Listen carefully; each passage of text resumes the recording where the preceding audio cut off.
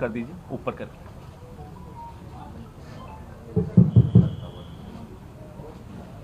दोस्तों, ये कहानी है द्वेष प्रेरित, लापरवाही से भरी, बिना अधिकार क्षेत्र के कार्रवाई करने की कहानी।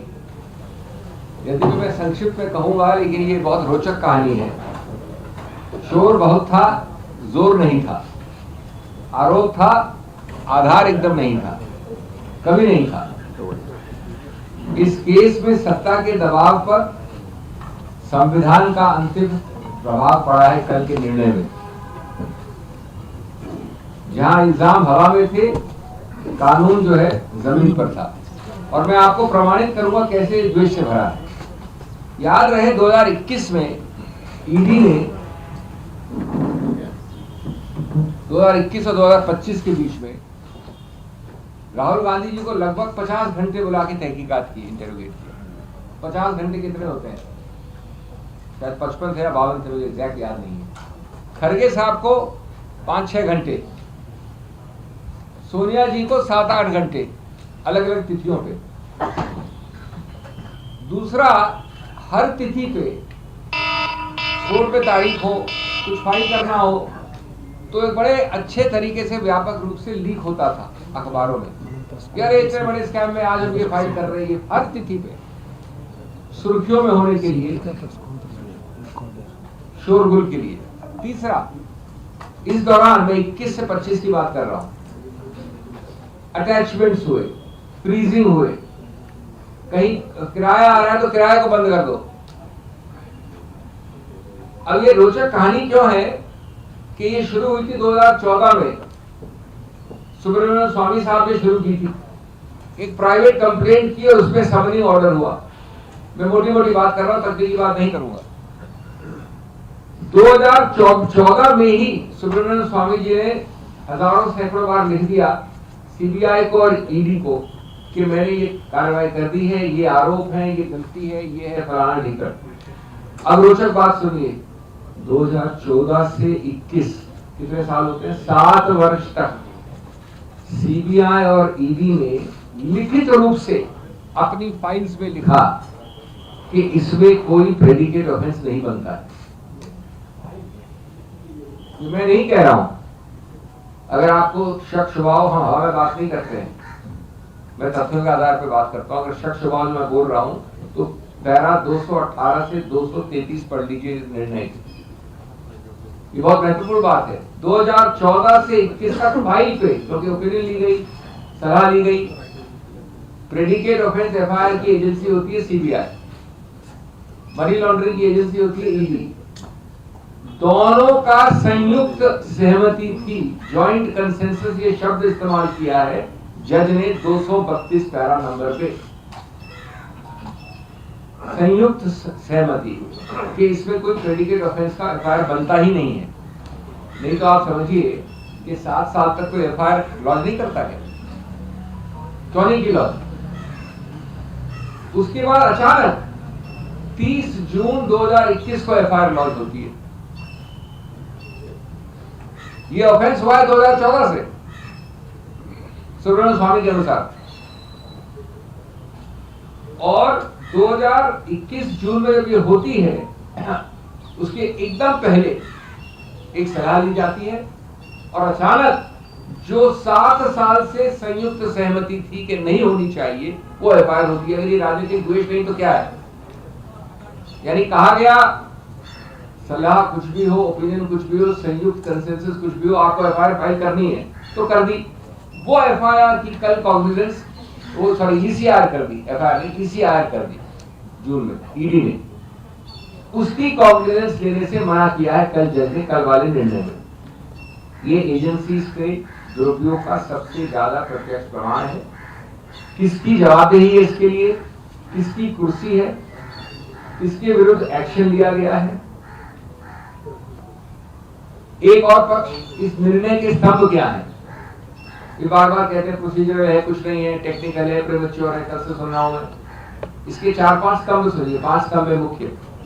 स्तंभ नंबर 1 जो हमारी दलील थी कि कानून कहता है, लिखा है सेक्शन 5 में पीएमएलए एक्ट में कि सिर्फ पर्सन ऑथराइज टू इन्वेस्टिगेट ये कंप्लेंट या एफआईआर की कार्रवाई हो सकती है। शब्द है पर्सन ऑथराइज। अब सुब्रमण्यम स्वामी तो पर्सन ऑथराइज नहीं है ना, ये तो प्राइवेट आदमी ने कंप्लेंट की थी। एक अलग कहानी और रोचक है कि सुब्रमण्यम स्वामी ने खुद अपनी मैजिस्ट्रेट वाली समनिंग ऑर्डर और कंप्लेंट को कार्रवाई को अपने आप हाईकोर्ट जाके अपनी दूसरी कार्रवाई को स्थगित करवा दिया। वो एक अलग कहानी है। तो इसके आधार पर जज ने कहा कि आपने अनुच्छेद 5 के कंडीशंस को सेटिस्फाई नहीं किया। सिर्फ एजेंसी यानी सीबीआई या ईओडब्ल्यू ये एफआईआर फाइल कर सकती थी, जो नहीं की। 2014 से 21 और 21 से 25 यानी लगभग एक दशक से नहीं की। फिर कहा है कि नींव, हर चीज की नींव, पीएमएलए की नींव, पीएमएलए बना था एक एफएटीएफ फाइनेंशियल टास्क फोर्स के अंतर्गत। उससे लिखा हुआ है कि इसकी नींव होनी चाहिए एक एफआईआर, एक प्रेडिकेट ऑफेंस जिसको कहते हैं वकील, टेक्निकल चैप्टर प्रेडिकेट ऑफेंस। और इसका उद्देश्य है कि ये परिणाम स्वरूप एक कार्रवाई होती है जिसमें इसकी नींव होती है प्रेडिकेट ऑफेंस।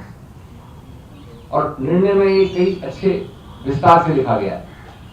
तो जब नींव नहीं तो इसमें आपको इमारत खड़ी की गई, एक इमारत राजनीतिक आरोपों से मुकदमे बनाने की। मुकदमे राजनीतिक आरोपों से नहीं बनते, वो विधि के आधार पर बनते हैं। और कल अदालत ने याद दिलाया कि प्रक्रिया, कानून, अनुच्छेद न्याय की आत्मा है, बाधा नहीं है। कि अचानक आपने ये को बोल दिया 2021 में करो एफआईआर, ओपिनियन कुछ भी हो करो, क्योंकि इसमें गांधी हैं, इसमें कांग्रेस है, इसमें खड़गे जी हैं। और सोचिए कुल मिला के करीब 80 घंटे ऐसे लोगों को कार्रवाई कर दी बिना ये जाने कि एफआईआर नहीं है। बिना कानूनी नींव के खड़ा किया गया मुकदमा अपने बोझ से खुद गिर गया। हाँ, ये बात सही है कि जज ने कहा है कि मैं आगे मेरिट्स पे नहीं जाने की आवश्यकता है, क्योंकि ये बहुत महत्वपूर्ण बात है। कानून में, फौजदारी कानून में सबसे न्यूनतम स्टेज होती है कॉग्निजेंस लेने की। कॉग्निजेंस मतलब होता है कि आप मेरे घर के बाहरी दीवार के अंदर भी नहीं आ सकते, यानी ये घर है इनका, ये दीवार इसके बाहरी लोग देते। तो जज ने उस न्यूनतम आधार और कसौटी पे कॉग्निजेंस देने से मना कर दिया, यानी ये इतनी बेकार कंप्लेंट है कि मैं कॉग्निजेंस भी नहीं लूंगा। और फिर कहा है कि मैंने पूछा एएसजी राजू से कि आपने ये रोचक नई एफआईआर जो फाइल की है 3 अक्टूबर 2025 को, यानी कुछ हफ्ते पहले, तो उन्होंने कहा कि इस नई एफआईआर का कोई संबंध नहीं है, कोई प्रभाव नहीं है पुरानी वाली का। ये हम सब जानते हैं कि हमारी दलील खत्म हुई, इतनी बुलंद और इतनी मजबूत थी हमारा स्टैंड कि घबराहट में, बौखलाहट में उन्होंने एक और एफआईआर छोड़ दी है 3 अक्टूबर को। उस प्रक्रिया को अलग से हम डील करेंगे। इसमें स्पष्ट लिखा है निर्णय में कि हम उस प्रक्रिया को देख नहीं रहे हैं, कुछ नहीं कह रहे हैं उसके बारे में। लेकिन ये भी आपको द्वेष बताता है, आपने संयुक्त सहमति के बाद गलत चीज की, कोर्ट ने क्वॉश की, आपको ये मालूम होते हुए आपने फिर एक नई एफआईआर ठोक दी 3 अक्टूबर को। ये सब एक राजनीतिक द्वेष की कहानी है। मैं 2 शब्द और आपको बहस पे करके अपनी बात हिंदी में खत्म करता हूँ, शायद इंग्लिश में होगा तो इंग्लिश में बोलेंगे। ये मेरिट्स में एक अजीबोगरीब केस क्यों है? वास्तव में अजीबोगरीब केस है इसलिए क्योंकि 1 मिलीमीटर जहां कोई स्थानांतरण नहीं हुआ किसी चीज का।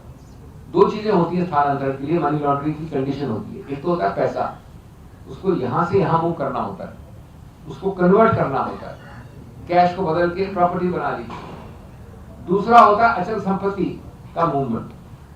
अब ये रोचक कहानी इसलिए है क्योंकि इसमें न तो पैसे का स्थानांतरण है, न अचल संपत्ति का है। ये एजेएल एक कंपनी है, 100 वर्ष के आसपास हो जाएंगे उस कंपनी को। उसके पास ये सब अचल संपत्तियां हैं अखिल भारतीय स्तर पे। वो अचल संपत्तियां उसी एजेएल के नाम में आज भी हैं, तब भी थी, 80 साल से थी, 50 साल से थी, 1 मिलीमीटर मूव नहीं की।